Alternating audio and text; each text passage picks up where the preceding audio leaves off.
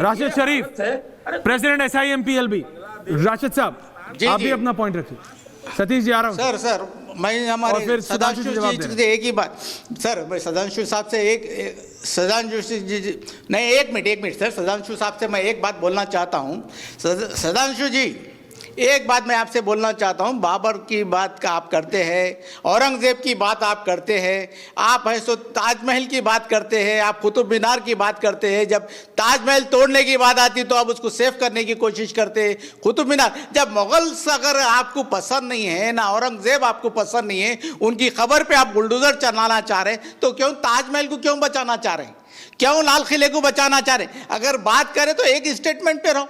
और सदाशिव जी एक मिनट, आप जो 11 साल से आपके मुंह में एक ही कैसेट है जो बार बार हम सुन के थक गए कि भाई ये बाबर ये अकबर। अरे सर उनके जमाने में उनकी खबर पे जाके आप बता लो, जो भी आपको शिकायत है ये हमारे सामने क्यों कर रहे हैं? हम तो उनको जानते भी नहीं ना, हम उनको देखे हुए हैं।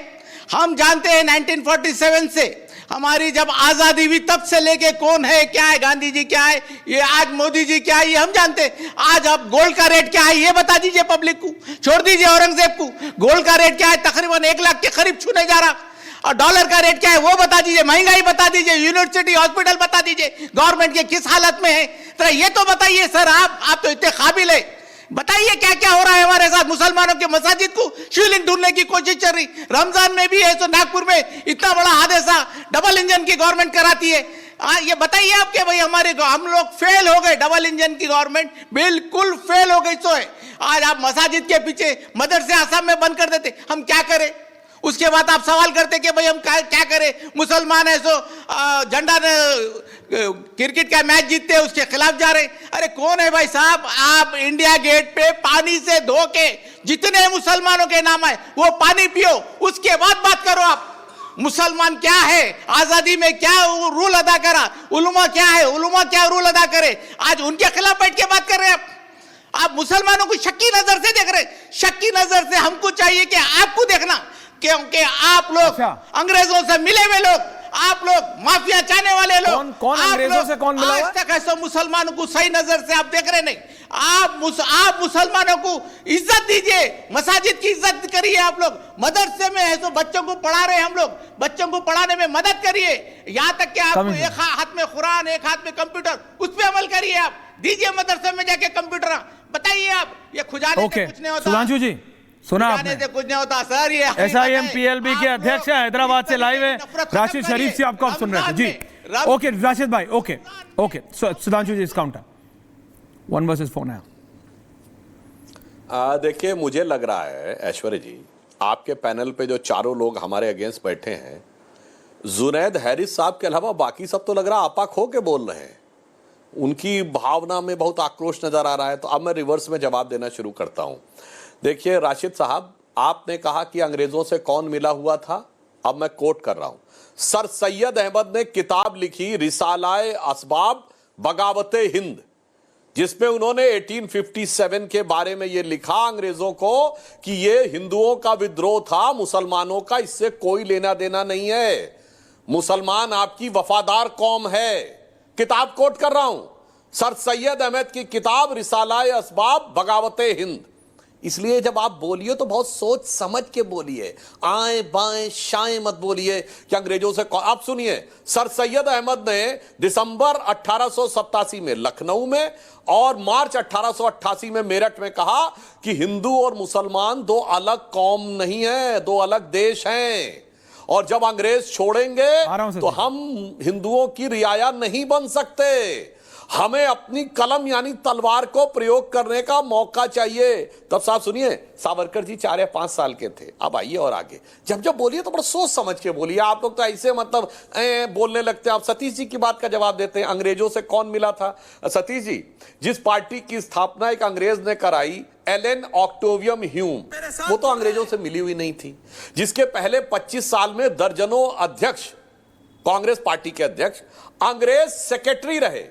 अगर आपको नाम ना पता हो तो बता दो, विलियम वेडनबर्न, जॉर्ज यूल, अल्फ्रेड रोब इत्यादि इत्यादि, ये ब्रिटिश सरकार के सेक्रेटरी थे। और स्वघोषित लड़ने वाली पार्टी के सदर थे। 1910 में कांग्रेस का अध्यक्ष विलियम वैडरबर्न ब्रिटिश गवर्नमेंट का सेक्रेटरी था, जिस साल सावरकर जी को 2 जन्मों का कारावास हुआ। अच्छा ये बताइए, ये अंग्रेजों के झंडे के नीचे शपथ किसने ली थी?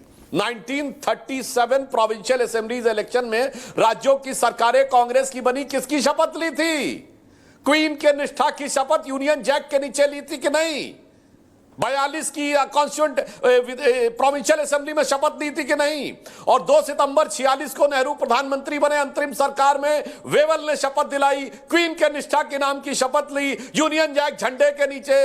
अरे भाई कुछ तो समझ के बोलिए, पत्रकार हैं सर, ऐसे इनसे मिले हुए थे, उनसे मिले हुए थे। और आपको एक और बात याद दिला दूं, बड़ा फेमस अकबर इलाहाबादी का शेर है कि कौम के गम में खाते हैं डिनर हुक्काम के साथ, रंज लीडर को है बहुत मगर आराम के साथ। यानी दिन में कांग्रेस का प्रदर्शन और रात को हुक्कामों के साथ डिनर। आपको पता किसके लिए कहा गया था? ये मोतीलाल नेहरू जी के साथ। ये मोतीलाल नेहरू इतना पैसा कहां से कमाए थे, करोड़ों रुपए उस जमाने में?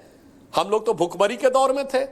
प्रिवी काउंसिल में किसके केस लड़ते थे जाके? अंग्रेजों के तो केस लड़ते थे जाके ना लंदन में। अरे लाखों दर्शक देख रहे होंगे, कोई बता दे कौन हिंदुस्तान का आम आदमी था जो लंदन की प्रिवी काउंसिल तक जाके लड़ता था और हजारों रुपए की उस जमाने में वो देता था। जिन्ना भी उन्हीं के वकील लड़ते थे जाके, मोतीलाल नेहरू उन्हीं के लड़ते थे जाके। मेरे भाई अब ये बताइए, ये जब काकोरी का प्रकरण हुआ तो चंद्रशेखर आजाद जी जिसमें शहीद हो गए और राम प्रसाद बिस्मिल और अशफाक उल्ला खां को फांसी हुई, ब्रिटिश सरकार का वकील कौन था? कांग्रेस के नेता जगत नारायण मुल्ला, जो गांधी परिवार नेहरू परिवार के रिश्तेदार थे। सर पढ़े लिखे होने के बावजूद थोड़ा समझ के बोलिए। ये आप लोगों ने, अब बताता हूं, ये जो एक तरफा हिस्ट्री पढ़ाई है ना, इन्होंने कहा सच झूठ, तो मैं साहब से भी कहना चाहता हूं, साहब कुतुब मीनार कुतुबुद्दीन ऐबक ने बनवाई, एक आरटीआई लगाई गई थी 10 साल पहले। एनसीईआरटी से पूछा गया आपने किस आधार पे बताया? हम सब ने किताब में पढ़ा है। एनसीईआरटी ने लिख के दिया हमारे पास कोई डॉक्यूमेंट्री एविडेंस नहीं है कि कुतुब मीनार कुतुबुद्दीन ऐबक ने बनवाई। इसीलिए मैं कह रहा हूं, ये हटा दो ये इतिहास झूठे तुम्हारे। यहां जर्रे जर्रे पे सच है लिखा रे। जो कोई किताबें ना बानी कहेगी तो माटी सभी की कहानी कहेगी। और इसीलिए मैंने बताया, सिर्फ वहीं पर खत्म होता है मामला जहां एब्सोल्यूट इस्लामिक हुकूमत आ जाती है। तो बताइए बामियान बुद्धा काहे तोड़ दिया था भाई? भगवान बुद्ध की मूर्ति किसको चिढ़ा रही थी? तालिबान ने तोड़ दी अफगानिस्तान में। हकीकत से क्यों मुंह चुराते हो मेरे भाई? अब भदौरिया जी की बात का जवाब दें। अब इनका तो खैर बात ही क्या दे दो, बचकानी लंतरानी बात करते हैं। इनको तो एक ही प्रकार की बात बार बार रिपीट करते रहते हैं। यहां जितने भी लोग थे सबने अलग अलग बात बोली। ठीक है, हम सहमत हो ना सहमत हो, हैरिस साहब ने अलग बोला, सतीश जी ने अलग बोला और राशिद जी ने अलग बोला, मगर भदौरिया जी तो अपना वही सेम चीज बोलते रहते हैं। अब उनकी बात का जवाब दे देता हूं। उन्होंने कहा 2014 के बाद दंगे होने शुरू हुए। ए भदौरिया जी, ये सितंबर 2013 में जो मुजफ्फरनगर का दंगा हुआ था, ये तो हमारी सरकार आने से पहले से था।